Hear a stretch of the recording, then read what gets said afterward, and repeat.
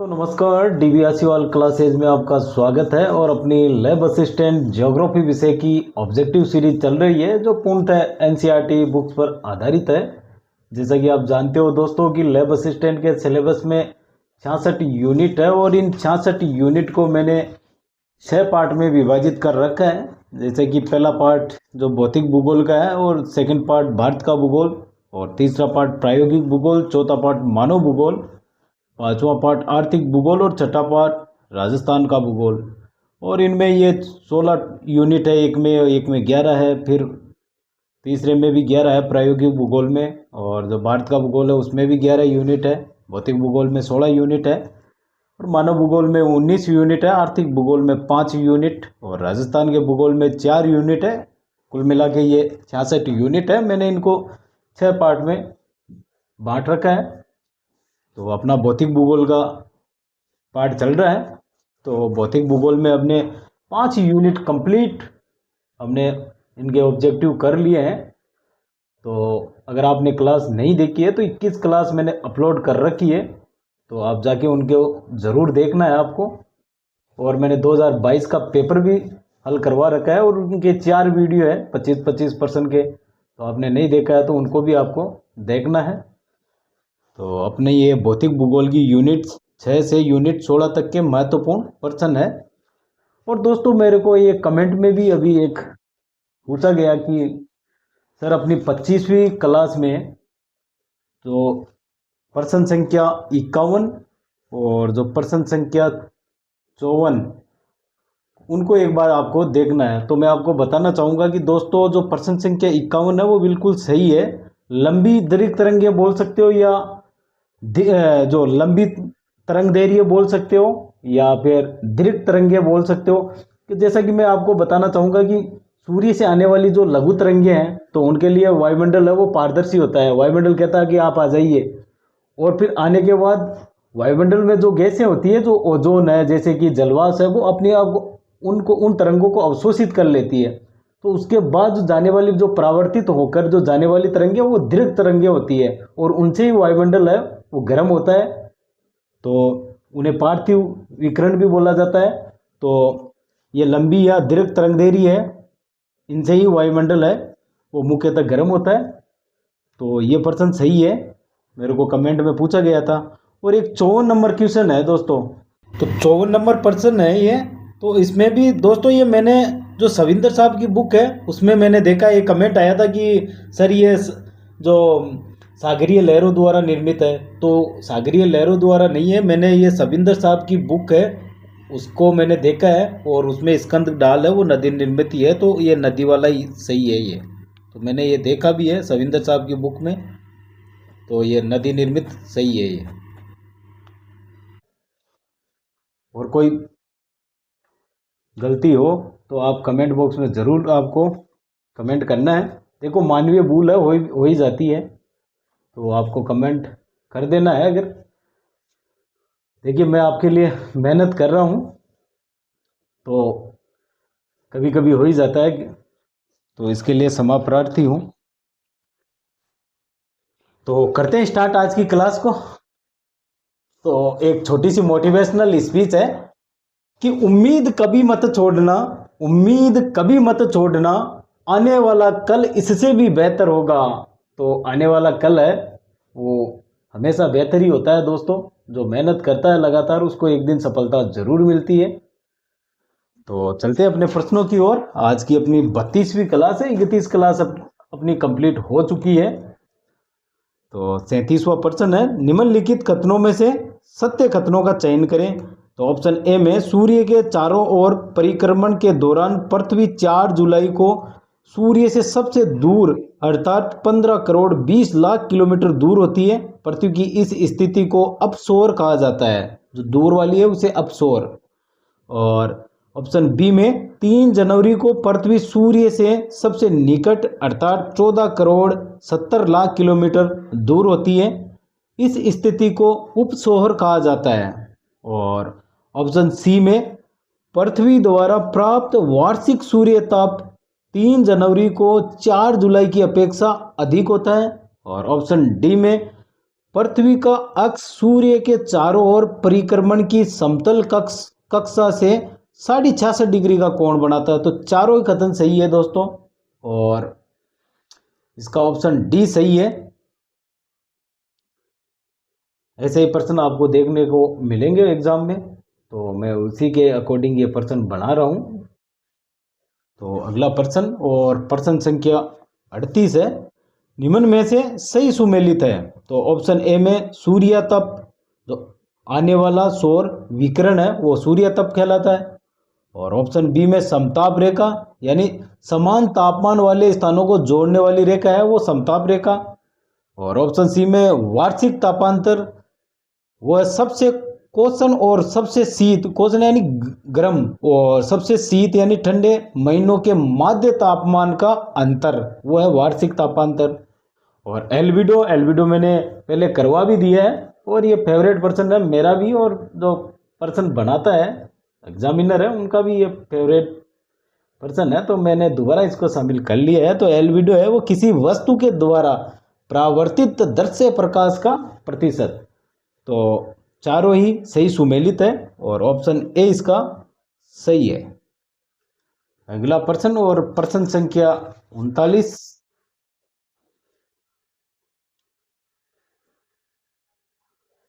निम्नलिखित में से सत्य कथन है। ऑप्शन ए में वायुदाब के क्षैतिज वितरण का अध्ययन समदाब रेखाओं द्वारा किया जाता है। ऑप्शन बी में समदाब रेखाएं या आइसोबार वे रेखाएं हैं जो समुद्र तल से एक समान वायुदाब वाले स्थानों को मिलाती है। ऑप्शन सी में 30 डिग्री उत्तरी व 30 डिग्री दक्षिणी अक्षांशों के साथ उच्च दाब क्षेत्र पाए जाते हैं जिन्हें उपोषण उच्च वायुदाब क्षेत्र कहा जाता है। और ऑप्शन डी में वायुदाब पट्टियां उत्तरी गोलार्ध में शीत ऋतु में दक्षिण की ओर तथा ग्रीष्म ऋतु में उत्तर दिशा की ओर खिसक जाती है। तो चारों ही कथन सत्य है दोस्तों, और ऑप्शन डी इसका सही है। देखिए दोस्तों, इनको एक बार बार बार आप अभ्यास करोगे तो अपने आप याद हो जाएंगे ये, और आने वाले हैं प्रश्न ये। अगला प्रश्न और प्रश्न संख्या 40, निम्न में से पृथ्वी के घूर्णन से संबंधित बल कौन सा है। तो ऑप्शन ए गुरुत्वाकर्षण बल, और ऑप्शन बी कोरियोलिस बल, और ऑप्शन सी ए बी दोनों, और ऑप्शन डी इनमें से कोई नहीं। तो घूर्णन से संबंधित है जो कोरियोलिस बल है मुख्य रूप से, तो ये बी ऑप्शन इसका सही है। और अगला प्रश्न और प्रश्न संख्या 41, निम्न में से पृथ्वी के धरातल पर क्षैतिज पवनें किन प्रभावों का परिणाम है। तो ऑप्शन ए में दाब प्रवणता प्रभाव, और ऑप्शन बी में घर्षण बल, ऑप्शन सी में कोरियोलिस बल, और ऑप्शन डी में उपयुक्त सभी। तो तीनों ही क्षैतिज पवनों के प्रभाव का ही परिणाम है, तो ऑप्शन डी इसका सही। अगला प्रश्न और प्रश्न संख्या 42, निम्नलिखित में से सत्य कथन कौन से हैं। तो ऑप्शन ए में जहां समदाब रेखाएं पास पास हो वहां दाब प्रवणता अधिक व समदाब रेखाओं के दूर दूर होने से दाब प्रवणता कम। बिल्कुल बहुत ही अच्छा प्रश्न है दोस्तों ये। ऑप्शन बी में धरातल पर घर्षण सर्वाधिक होता है और इसका प्रभाव प्राय धरातल से 1 से 3 किलोमीटर ऊंचाई तक होता है। और ऑप्शन सी में समुद्र सतह पर घर्षण बल न्यूनतम होता है। और ऑप्शन डी में उपयुक्त सभी। तो तीनों कथन सत्य है और बहुत ही अच्छा ये प्रश्न है, आने लायक प्रश्न है। वैसे तो हम आने लायक ही बनाते हैं, अब वैसे तो छोड़ता भी कुछ नहीं हूं मैं। और अगला प्रश्न प्रश्न संख्या 43। तो दोस्तों चैनल पे अगर नए हो तो चैनल को सब्सक्राइब जरूर कर लें। मैं आपके साथ परीक्षा तक बना रहूँगा, मैं भी आपके लिए मेहनत कर रहा हूँ। तो एक लाइक ज़रूर बनता है और कमेंट बॉक्स में ज़रूर लिखना है कि आप कौन से ज़िले से आप वीडियो को देख रहे हैं, और वीडियो को शेयर ज़रूर करना है आपको अपने दोस्तों में। तो 43वां प्रश्न, निम्न में से कोरियोलिस बल के संदर्भ में सत्य कथन है। तो ऑप्शन ए में 1844 ईस्वी में फ्रांसीसी वैज्ञानिक जी कोरियोलिस ने कोरियोलिस बल की खोज की थी। और ऑप्शन बी में कोरियोलिस बल के प्रभाव से पवनें उत्तरी गोलार्ध में अपनी मूल दिशा से दाहिनी तरफ और दक्षिणी गोलार्ध में बाईं तरफ विक्षेपित हो जाती है। और ऑप्शन सी में कोरियोलिस बल ध्रुवों पर सर्वाधिक तथा विषुवत वर्ग पर शून्य होता है और उपयुक्त सभी। तो तीनों कथन सत्य है।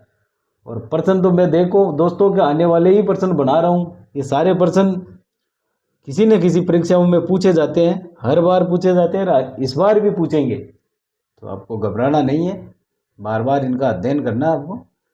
प्रश्न संख्या 44, निम्नलिखित में से रेनबेड संबंधित है? तो ऑप्शन ए में चक्रवात की आंख, ऑप्शन बी में चक्रवात की उत्पत्ति, और ऑप्शन सी में ए और बी दोनों, और डी में इनमें से कोई नहीं। तो दोस्तों ये ऐसे शब्द होते हैं ना, रेनबेड, ये चक्रवात की आंख से संबंधित है, तो ऑप्शन ये सही है इसका। तो ऐसे प्रश्न जरूर पूछते हैं एग्जामिनर। तो अगला प्रश्न, और प्रश्न संख्या 45, निम्न कथनों पर विचार करें तथा सत्य कथनों का चयन करें। तो ऑप्शन ए में वह स्थान जहां से उष्ण कटिबंधीय चक्रवात तट को पार करके जमीन पर पहुंचते हैं उन्हें चक्रवात का लैंडफॉल कहलाता है।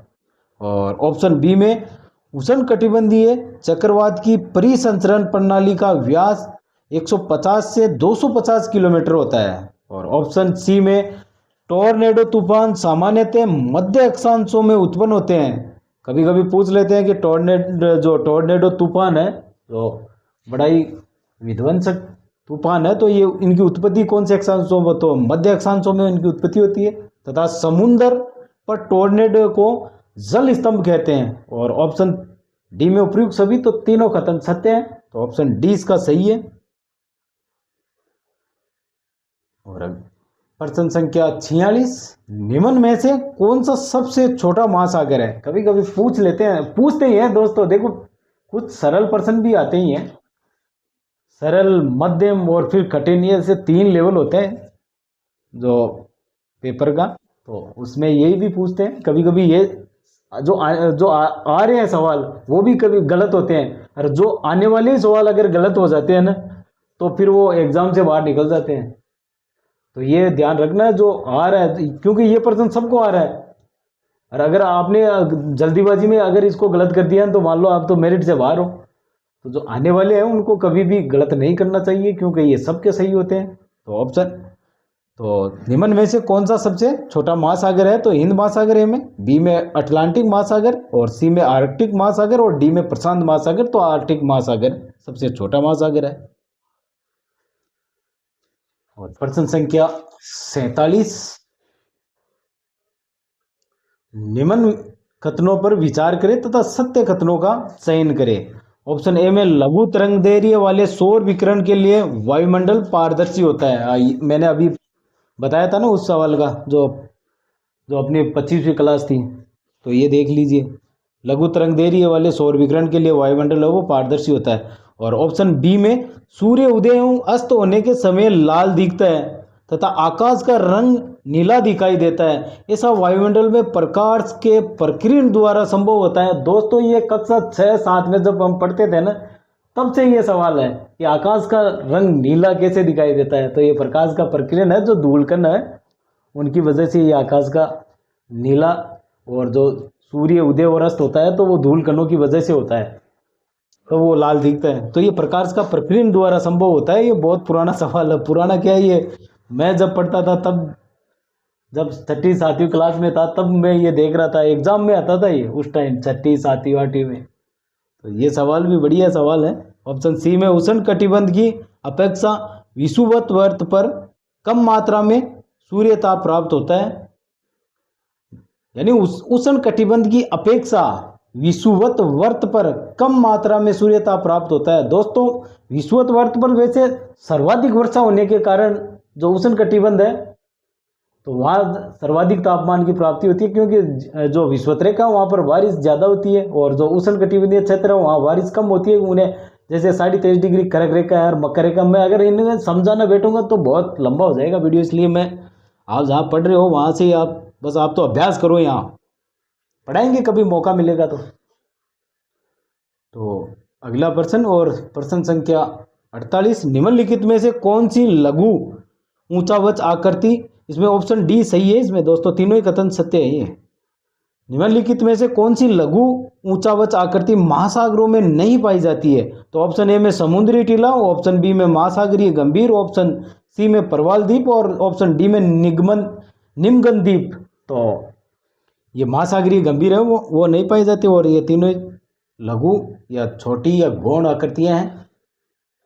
और प्रश्न संख्या 49 कोपेन के अनुसार शुष्क गर्म ग्रीष्म जलवायु लक्षण किस जलवायु प्रकार को प्रदर्शित करते हैं? तो ऑप्शन ए में भूमध्य सागरीय जिसे CSA से दर्शाया जाता है, और ऑप्शन बी में समुद्री पश्चिमी तटीय जिसको CFB के द्वारा दर्शाया जाता है, और ऑप्शन सी में आर्द्र उपोष्ण कटिबंधीय जिसे CFA के द्वारा दर्शाया जाता है, और ऑप्शन डी में इनमें से कोई नहीं। तो ये भूमध्य सागरीय जलवायु का लक्षण है, तो ऑप्शन ए इसका सही है। और आज का अंतिम प्रश्न, निम्न में से जलीय चक्र का भाग नहीं है। बहुत ही अच्छा प्रश्न है दोस्तों। ऑप्शन ए में वाष्पीकरण, ऑप्शन बी में वर्षण, और ऑप्शन सी में जलयोजन, और ऑप्शन डी में संघनन।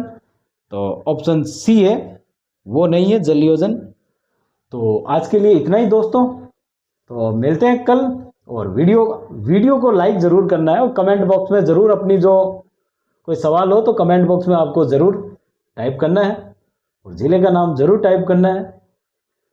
तो चैनल पे नए हो तो चैनल को सब्सक्राइब करना ज़रूर है आपको, क्योंकि मैं आपके साथ परीक्षा तक बना रहूँगा। तो मिलते हैं कल। जय हिंद, जय भारत।